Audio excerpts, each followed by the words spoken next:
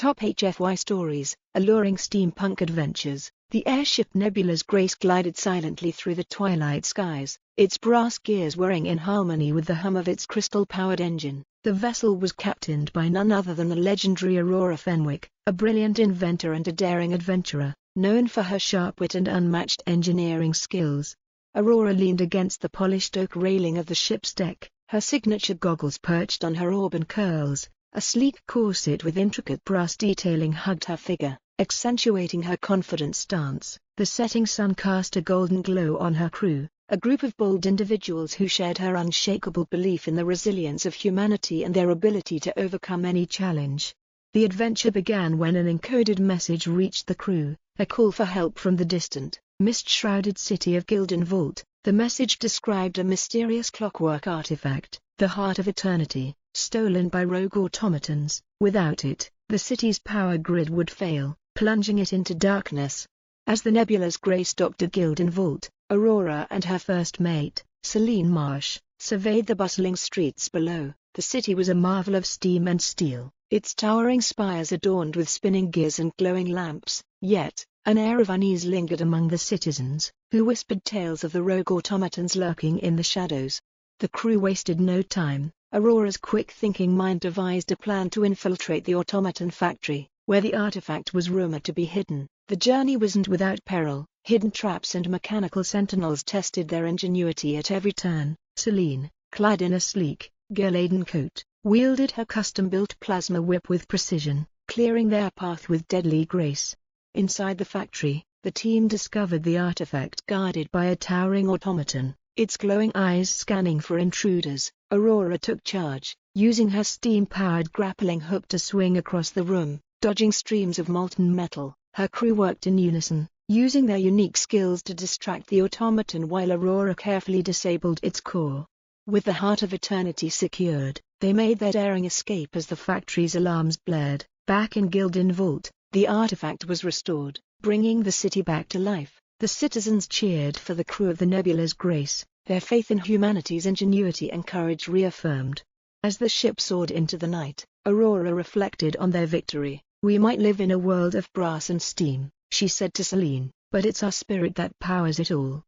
The crew laughed and cheered, ready for whatever alluring adventure awaited them next. Chapter 2, Shadows of the Sky City. A week had passed since their triumph in Gildenvolt, and the crew of the Nebula's Grace was riding high on their success. But Aurora Fenwick knew better than to rest for long. Adventure had a way of finding them, whether they were ready or not. In the vast skies beyond the known territories lay an enigmatic city rumored to float among the clouds, hidden from all but the most intrepid explorers. Known only as Aetherus Sanctum, it was said to be home to treasures of unimaginable power, guarded by secrets as ancient as the skies themselves. The legend caught Aurora's attention when a stranger appeared at the port in their last stop, slipping her a worn map etched with cryptic coordinates. His final words echoed in her mind: "Beware the shadows in the sky, they seek what you seek." Shadows in the sky, Aurora murmured to herself, poring over the map in her workshop. Brass contraptions and gears littered her workbench, alongside blueprints for the Nebula's Grace. Thinking aloud again, "Captain," Celine's voice cut through the hum of the engine room. Aurora looked up with a smirk. "When you're plotting a course to the unknown, it helps to talk to someone, even if it's just the walls." Celine rolled her eyes but leaned closer to inspect the map. "You're not seriously considering this, are you? Everyone knows the stories about Aetherus Sanctum. Those who go looking never come back." "And yet, here we are," Aurora said, her eyes gleaming with excitement. "No one's ever accused us of being sensible." The crew rallied behind the idea with their usual blend of trepidation and thrill. As the Nebula's Grace charted its course into uncharted skies, the air grew colder, and the horizon seemed to blur into a surreal, golden mist. Their journey was not without danger. The skies were rife with peculiar phenomena, storm clouds that moved against the wind, and fleeting glimpses of shadowy figures darting between them. Celine's sharp eyes were constantly scanning, her plasma whip always at the ready. One night, as the crew gathered on deck, a sudden vibration rattled the ship. From the mist emerged an imposing airship unlike any they had seen before, its hull matte black, its sails shimmering like liquid obsidian. A voice boomed from a speaking trumpet, chilling in its precision. "Turn back now, or face the wrath of the Skyward Syndicate. Aurora's heart raced, but she didn't falter. If they're threatening us, they must think we're close to something worth protecting, she said, adjusting her goggles. The nebula's grace was no stranger to a dogfight. Aurora's ingenious engineering had outfitted the ship with cutting-edge defenses. Selene and the crew sprang into action, manning the cannons and fortifying their positions. The battle was fierce, the Syndicate's airship unleashing bursts of energy that crackled like lightning. Aurora's quick thinking and Selene's daring maneuvers turned the tide, but the Syndicate's captain, an enigmatic figure cloaked in shadow, escaped, leaving behind a haunting message. The treasures of Aetherus Sanctum belong to the Syndicate. You'll regret this, Fenwick. Aurora clenched her fists as the black ship vanished into the mist. Let them try to stop us, she said, her voice unwavering. As the crew patched up the ship and prepared for what lay ahead, the golden mist began to part, revealing the faint outline of a sprawling city suspended in the clouds. Towers of gleaming brass and glass caught the light of a hidden sun, and the hum of ancient machinery echoed across the skies. They had found it, but at what cost? With determination burning brighter than ever, Aurora led her crew toward Aetherus Sanctum, knowing that the greatest challenge, and greatest reward, awaited them in the heart of the Sky City.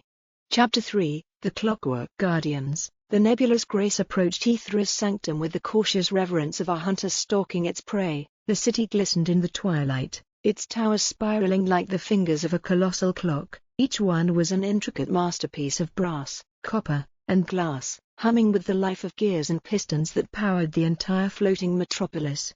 Aurora stood at the prow, eyes fixed on the city as Selene approached, her gaze sharp and wary. You've got that look again, Selene said, crossing her arms, the one that says we are about to bite off more than we can chew. Aurora chuckled, but there was no humor in it. Maybe, but if there's one thing I know, it's that risks are what make life worth living. Spoken like a true adventurer, Selene muttered, shaking her head. The nebula's gray stopped at an old, rusted platform at the edge of the city. The crew disembarked into a world unlike any they had seen. Aetherus Sanctum was alive with the mechanical thrum of its gears and the soft hiss of steam vents that lined the streets. The air tasted of iron and oil, and the faint scent of ozone crackled with an electric charge. Aurora's crew couldn't help but feel a mixture of awe and apprehension as they walked through the winding alleys and marketplaces. It was a city that thrummed with a mysterious energy, an almost sentient pulse that whispered of forgotten knowledge and dangers best left buried. As they navigated deeper into the city, a low, mechanical growl split the air, drawing the crew's attention to a cobblestone square where a dozen clockwork guardians stood. Each guardian was a towering figure of polished brass, their limbs jointed with gleaming metal, eyes glistening with the same cold, blue light that flickered from the city's power source. Their presence was both majestic and menacing, and they seemed to be watching the crew's every move. Look at the size of those things, whispered Finn, the crew's wiry navigator. His hand hovered near the holster of his plasma pistol, eyes darting from guardian to guardian. They're not just statues, Selene said, voice taut. They're moving, almost like sentries. Before anyone could react, one of the guardians stepped forward, its bronze arm outstretched and gears clicking with a dissonant clatter. A deep, mechanical voice spoke, its tone devoid of emotion. Declare your purpose, visitors. The Sanctum's secrets are not for the unworthy. Aurora stepped forward, forcing her voice to stay steady. We come seeking the heart of eternity. We mean no harm. We're here to restore balance. The Guardian's blue eyes flickered with an unsettling gleam. For a moment, the square was filled with silence as the machines deliberated. Then, without warning, the largest Guardian shifted its weight and raised its arm. A section of the cobblestone cracked open, revealing a spiral staircase that plunged into the depths below the city. Only those deemed worthy may descend, the mechanical voice intoned. The crew exchanged nervous glances. The staircase appeared ancient, its steps worn smooth by centuries of use. The chill in the air seemed to grow colder, as if the city itself was holding its breath. Selene looked at Aurora. Are we really going down there?